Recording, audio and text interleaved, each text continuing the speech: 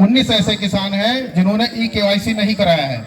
और e KYC का मतलब समझ जाइए, बहुत से किसान भ्रमित हो जाते हैं, नहीं जानते हैं। आज के युग में थोड़ा सा समय बदल गया है। आप लोगों से गुजारिश है कि आप लोग अपने आधार पर मोबाइल नंबर कदापि ना बदलें, क्योंकि तमाम योजनाओं के यानी विभागों की योजनाओं से आप वंचित रह जाएंगे। अगर बार बार अपना मोबाइल नंबर बदलेंगे तो आधार पर मोबाइल नंबर कम से कम बदले, ना बदले तो ज्यादा अच्छा है।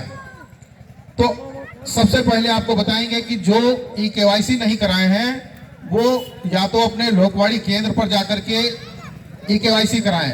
होता क्या है कि आप लोग ये समझते हैं कि बैंक में केवाईसी होता है, तो आपको जानकारी के लिए बता दें कि बैंक में आप केवाईसी तो कराते हैं, उसके अलावा सम्मान निधि पाने के लिए आपको जनसेवा केंद्र और लोकवाणी पर भी आपको केवाईसी कराना अनिवार्य है।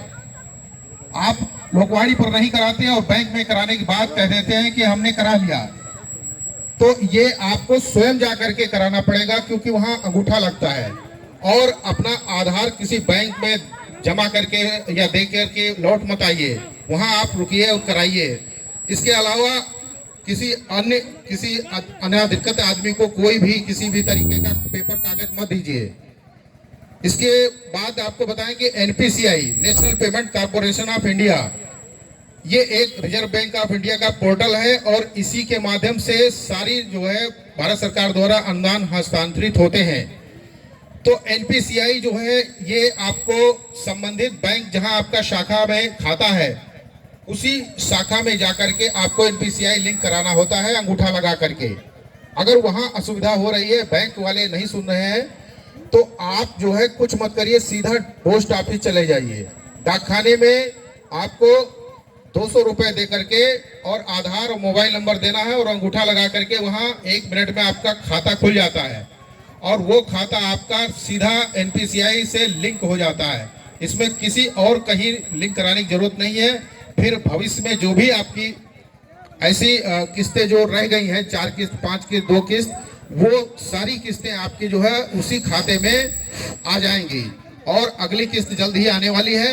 तो ऐसे किसान जो लोग अपना एनपीसीआई नहीं कराए हैं वो तुरंत जो है एनपीसीआई कराएं और डाकखाने में नया खाता करा लें। इसके अलावा 11 ऐसे किसान हैं जिनको मैंने अभी आपके ग्राम सभा में नए किसानों को जोड़ा है और वो पहली किस्त पा चुके हैं।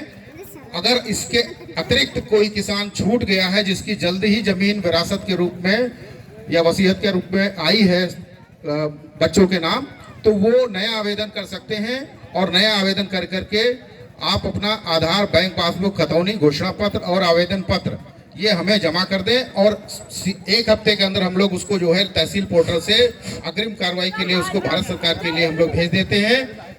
अगर यहाँ कोई आवेदन लाया है या कोई किसी का त्रुटि है तो हमारा काउंटर लगा हुआ है, आप वहाँ पर अपना पेपर दे सकते हैं या अपना आधार कार्ड से चेक करा सकते हैं। और इसके अतिरिक्त हमारे अभी प्रधानमंत्री कुसुम योजना के अंतर्गत सोलर पंप का बुकिंग चल रहा है और अगर कोई किसान इच्छुक है सोलर पंप लगवाने के लिए अपने खेत में, जिसके पास 4 इंच बोरिंग है, वो 2 हार्स पावर डीसी और एसी सरफेस का जो है सोलर पंप बुक करा सकता है।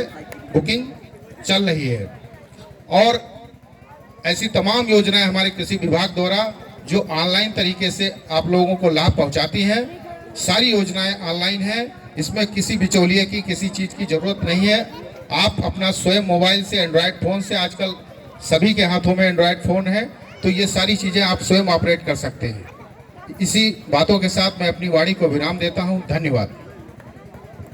धन्यवाद जी साहब। तो आप लोगों ने देखा कि हमारे लगभग जिसके नेतृत्व में जनपद के और प्रदेश सरकार, आप लोग 2-3 दिनों से लगातार अपने अपने घरों को दीपावली की तरह से सजाए थे, जिसके लिए प्रभु राम सबको आशीर्वाद दिए।